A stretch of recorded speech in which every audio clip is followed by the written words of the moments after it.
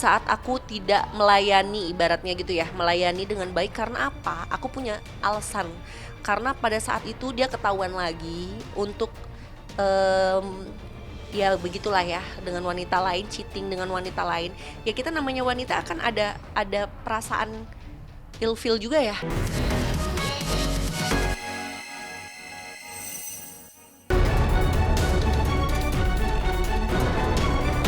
Beralih dari Agus disabilitas tersangka kasus dugaan pelecehan seksual di Lombok, Mataram, NTB,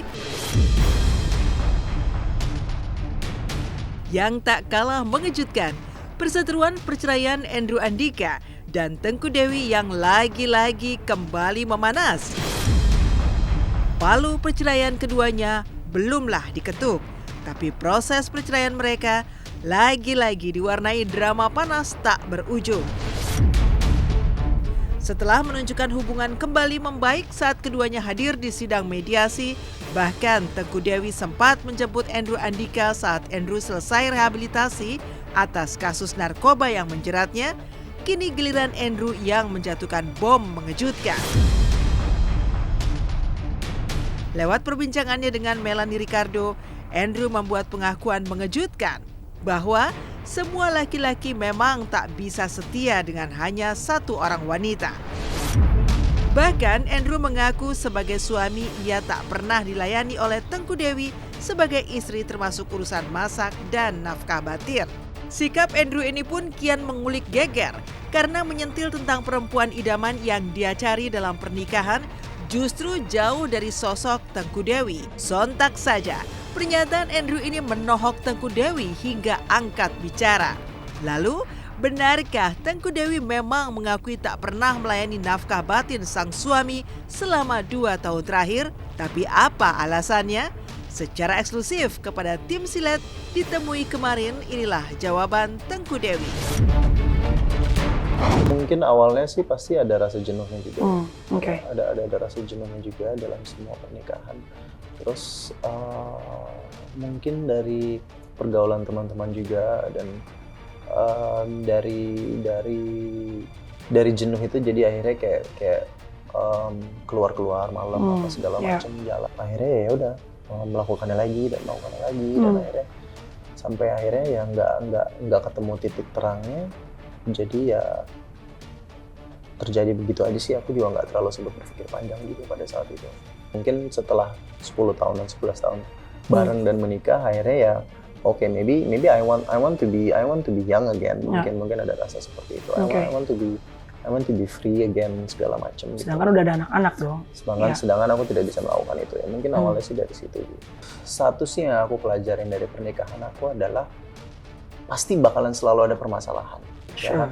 Mau dari seksnya atau misalnya mau dari financialnya, dari ekonominya, dari teman-temannya, dari orang tua. Mungkin kebebasannya sih yang aku ingin rasakan lagi. Jadi during 7 tahun tuh sebenarnya banyak waktunya, lebih banyak selingkuhnya atau setianya? Iya. Really? Perempuan apa yang lo cari sih dulu sebenarnya? Yang maksudnya yang seperti apa? Yang lo pengen? Ya mungkin yang lebih menghargai, yang lebih perhatian, yang lebih ngurusin. Dia menyalahkan aku tidak menjadi istri yang baik selama rumah tangga. Terus hampir almost 2 years dia bilang kan no sex, itu nggak bener gitu loh. Karena selama 2 tahun nggak 2 tahun juga. Tapi memang ada momen-momen di saat aku tidak melayani, ibaratnya gitu ya, melayani dengan baik karena apa? Aku punya alasan. Karena pada saat itu dia ketahuan lagi untuk ya begitulah ya, dengan wanita lain, cheating dengan wanita lain. Ya kita namanya wanita akan ada perasaan ilfeel juga ya. Ya, istri mana yang mau berbagi suami dengan wanita lain? Uniknya, meski sakit hati dengan sikap Andrew Andika, tapi alih-alih membalas api dengan api, Tengku Dewi konon lebih memilih untuk melakukan curhat dari hati ke hati dengan para sahabatnya. Salah satunya artis Feby Marcelia yang juga sempat mengalami gonjang-ganjing, bahkan konon tekanan batin saat bercerai dengan Reva Naria, sang mantan suami. Pasalnya, Feby bahkan sempat harus menghadapi isu selingkuh pasca bercerai. Tak heran ketika bersama Feby Marcelia, Tengku Dewi pun bisa mengungkapkan segala kesedihan di hati, bahkan sampai menangis, terutama ketika curhat tentang anak-anak.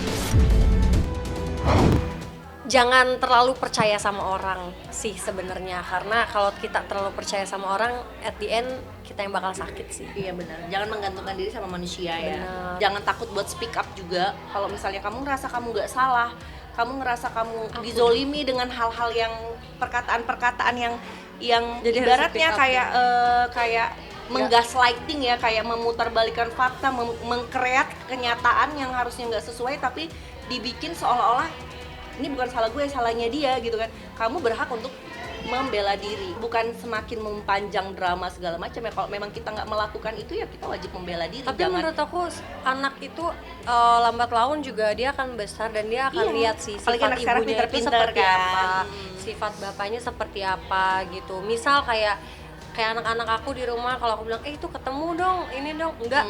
Ya gimana kalau udah enggak? Yang penting kan kita tidak menjelekkan atau tidak mendoktrin menjauhkan juga Yes, kan. gitu. Mereka ngerti juga. Benar, kalaupun mereka melihat kejelekan ibu atau bapaknya, biarkan itu memang anaknya sendiri yang melihat. Aku harus bahagiain Zea sama Ishan gitu. Itu janji aku harus kuat, aku harus bisa bahagiain mereka sampai mereka tuh jangan sampai kekurangan apapun. Aku harus kuat, aku harus bisa bahagiain mereka sampai mereka tuh jangan sampai kekurangan apapun. Walaupun papanya nggak bareng-bareng lagi, aku pengen sebisa mungkin aku ada terus buat mereka. Sampai kayak sekarang aku kerja pun aku bawakan. Kak Tengku aja bisa loh, lagi hamil, terus punya anak kecil gitu kan, bisa ngelewatin, justru dia malah makin bisa lebih kuat, bisa lebih bersinar. Nah aku pengen ngebuktiin itu sih sebenarnya. Kompak menjadi teman curhat, uniknya Feby bahkan ikut menangis ketika Tengku Dewi menghadiri acara peluncuran busana muslim kemarin. Pasalnya, usai Tengku Dewi berbagi cerita, Mbak sudah jadi single parent yang mengajak anak-anaknya ikut kerja mengais rezeki, padahal belum resmi bercerai dari Andrew Andika, disusul dengan sesi curhat bersama psikolog. Disitulah momen kejutan pun meledak, karena bukan hanya Tengku Dewi yang menangis, Feby Marcelia yang jauh dari panggung pun turut menangis, menunjukkan betapa persahabatan Feby dan Tengku Dewi begitu lekat saling mendukung bak chemistry tangan dan mata. Di mana ketika tangan terluka, mata pun langsung menangis. Dan ketika mata menangis tanpa diminta, tangan pun langsung mengusap air mata.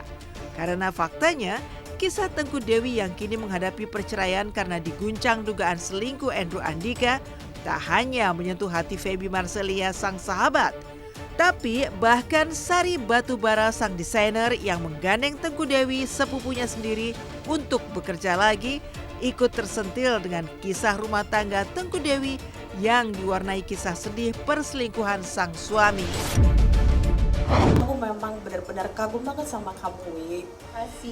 Dan kagum juga buat semua teman-teman yang aku lihat tiap hari ngonten, terus juga dengan pekerjaan yang sangat-sangat sibuk, tapi masih bisa membagi waktu untuk keluarga, ya.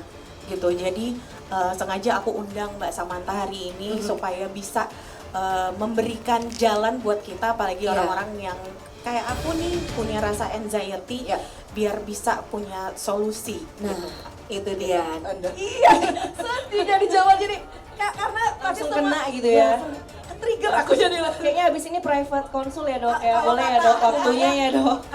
Dia kemana-mana kerja, bawa anak, gitu kan. Jadi terus dengan dia yang, malah aku pernah bilang waktu Dewi lahiran, aku ingat banget, ingat nggak Dewi, kakak bilang, Wi kalau mungkin itu terjadi di diri aku nggak bakalan kuat gitu. Karena ngelihat Dewi setegar itu, Masya Allah, memang Allah itu tepat memberikan ujian itu tepat pada orangnya gitu. Terus masih bisa move on dan dengan dalam waktu yang cukup cepat ya gitu. Jadi 6 bulan ya? 6 bulan dia sudah bisa jadi balik seperti Dewi dan the better Dewi gitu. Dan itu aku salut sih, Masya Allah, tabarakallah. Ya, setiap badai pasti akan berlalu. Uniknya, di tengah badai perceraiannya, Tengku Dewi seolah menemukan hikmah hingga berkah mendapatkan job untuk menafkahi anak-anaknya. Ya, kemarin Tengku Dewi dan juga Feby Marcelia sama-sama mendapatkan tugas memakai busana muslim rancangan Sari Batubara dan berlenggak-lenggok di catwalk dengan memakai tudung islami. Pasalnya dekat dengan jajaran wanita yang menemukan jalan hijrah pasca diguncang badai ujian hidup seperti Feby Marcelia sang sahabat, konon turut mengulik hati Tengku Dewi untuk mulai belajar melakukan hijrah pula. Lalu apa kata sang desainer melihat Tengku Dewi memakai busana muslim? Maka inilah saat Tengku Dewi dan Feby Marcelia hadir di fashion show busana muslim. Boleh peluk bertiga like. Nah, oke. Kak Baby dulu. Ayo maju ke depan. Udah serius dia mah jalannya juga. Oke.